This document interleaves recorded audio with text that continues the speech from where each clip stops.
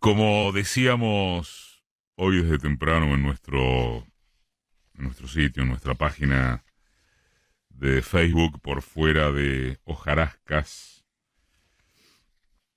de algún,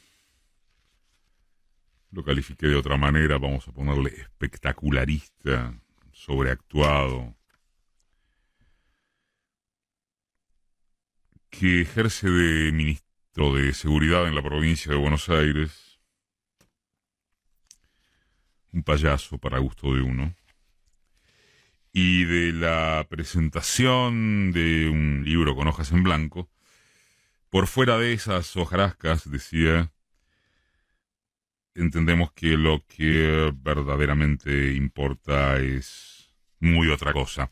Alberto Fernández usó la cadena nacional y se privó de hacer anuncios, sencillamente porque no los tiene.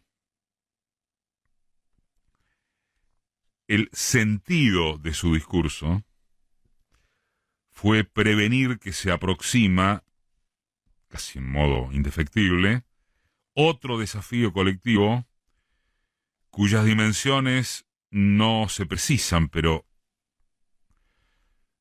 entre las opciones vacunación y retorno a fases más duras para aplanar la curva de crecimiento de contagios, y no hay mucho misterio, ¿eh? Ninguno, más bien. Las vacunas no llegarán en los plazos previstos y contratados.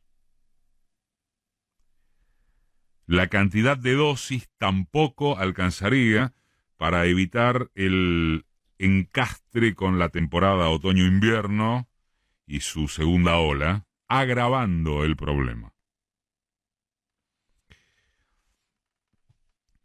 En lo formal, es de mínima muy dudoso y de techo injustificable que un instrumento de comunicación masiva, la cadena, con protagonismo del presidente, sea empleado antes para reflexionar y compartir preocupaciones que como vehículo de noticias, una aunque sea. No hubo.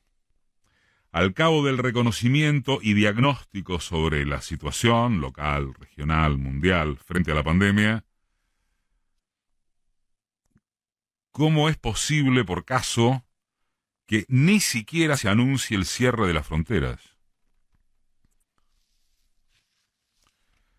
¿Por qué no se clausura ya mismo, por lo menos y nada menos, el ingreso y egreso desde y hacia Brasil y Paraguay, que se hallan en un estado de colapso y amenaza sanitaria terroríficos, con el agregado de la variante Manaos apuntándonos a la cabeza?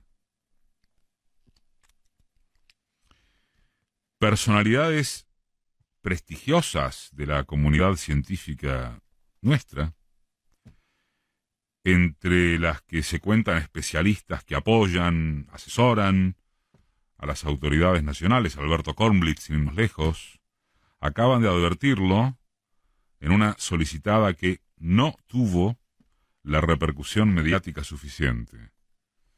Dicen, en momentos en los que hemos vacunado solo a una fracción minoritaria de las poblaciones de riesgo y observamos un inexplicable flujo turístico con Brasil, creemos que se impone de modo urgente la adopción de medidas que intenten mitigar el impacto de la pandemia en nuestro país.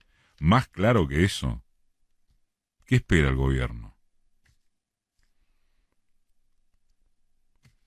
La cadena nacional no era una oportunidad inmejorable para decir "san se acabó" en ese sentido, dando cuenta de la gravedad del panorama. Algunas voces gubernamentales en off se alzaron tímidamente para decir que no es tan fácil por la porosidad de las fronteras con los vecinos. ¿Qué cosa no es tan fácil? Como no sea que un gobierno es eso y no un comentarista.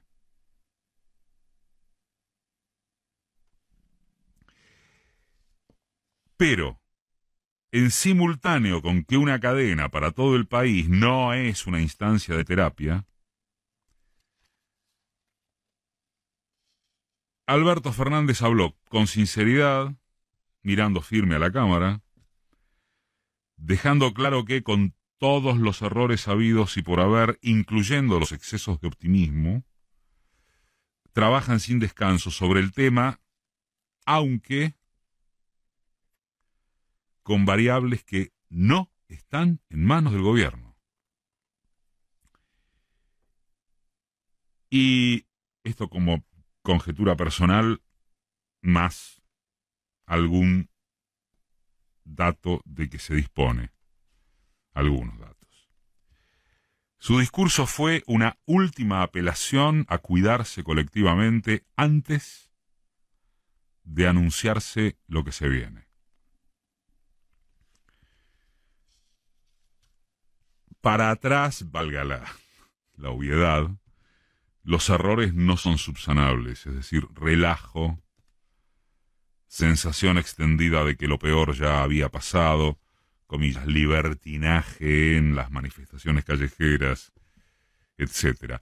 Y ese cuadro provoca una inercia social que hará probable o seguramente muy complicado el retorno a endurecimientos, pero lo sabrá. Y es un problemón. ¿Quién se anima a calcular cuál será la obediencia masiva en la vuelta a restricciones ampliadas con un escenario económico dramático que empezaba a dar visos de alguna recuperación, que empieza, y con una oposición despiadada que estimula a desestabilizar?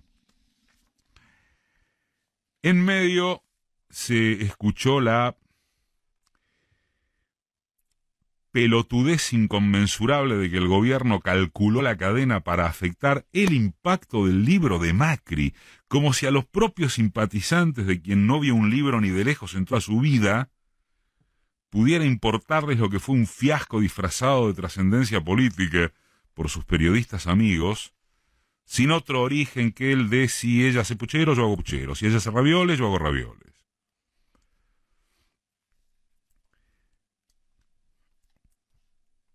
El presidente se dirigió a la nación alarmado por las circunstancias y importa más trasuntar lo que realmente está diciéndose que la ausencia de anuncios, en cierta medida. Dicho de otra forma, si acaso la palabra presidencial sonó muy floja en su prospectiva concreta, fue fuerte como metamensaje, al estilo Alberto, no al de quienes soplan y hacen botellas juntando las características personales de unos y otros para armar un rompecabezas perfecto que solo existe en su imaginación.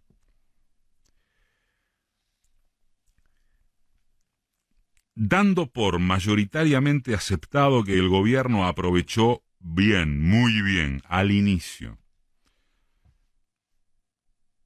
lo que sus detractores llaman la cuarentena boba, que de boba tuvo muy poco preeminente, porque sirvió para readecuar el sistema de salud a fines de evitar estallidos de contagios y camas, más el asistencialismo de emergencia en la economía. Y que después se durmió porque le habrían faltado reflejos para asegurarse que hubiera provisión de dosis imprescindibles. Es justo caerle con todo el peso de la ansiedad como si el mundo geopolítico de intereses, laboratorios y estados nacionales consistieran en un canto a la eficiencia y solidaridad universales. ¿Con qué autoridad moral pueden putear al gobierno quienes promovieron las rajaduras del esquema sanitario que sin embargo viene arreglándoselas? Vuelven a cerrar países europeos. Las naciones centrales amarrocan alrededor de un 90% de las vacunas disponibles y a producir.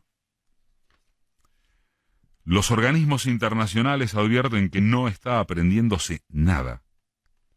Y acá resulta que toda la culpa la tiene el gobierno.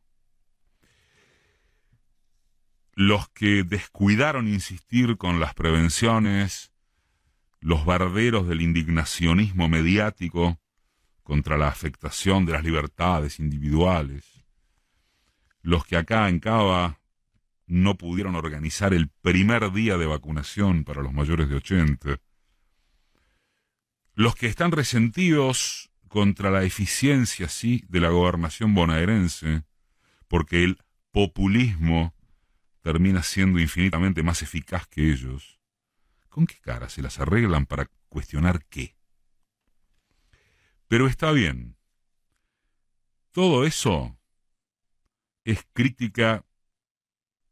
criticismo inconducente en términos de que es lo ya sabido, por mucho que deba remarcárselo.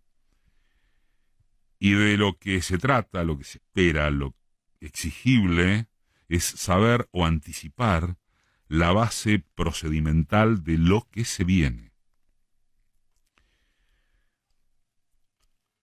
El gobierno no puede asegurar que le cumplan desde el exterior lo comprometido y en consecuencia no puede cerciorarse del impacto en el desenvolvimiento de la economía. Tampoco puede volver a emitir moneda a lo pavote porque se arriesga a una corrida cambiaria que ya lo amenazó en octubre y que no siempre podrá tripular. Sí puede y debe volver a prepararse con todo el esfuerzo e ingenio disponibles para que nada se desborde, para apretar a los actores económicos de la concentración inflacionaria, para no caer en provocaciones,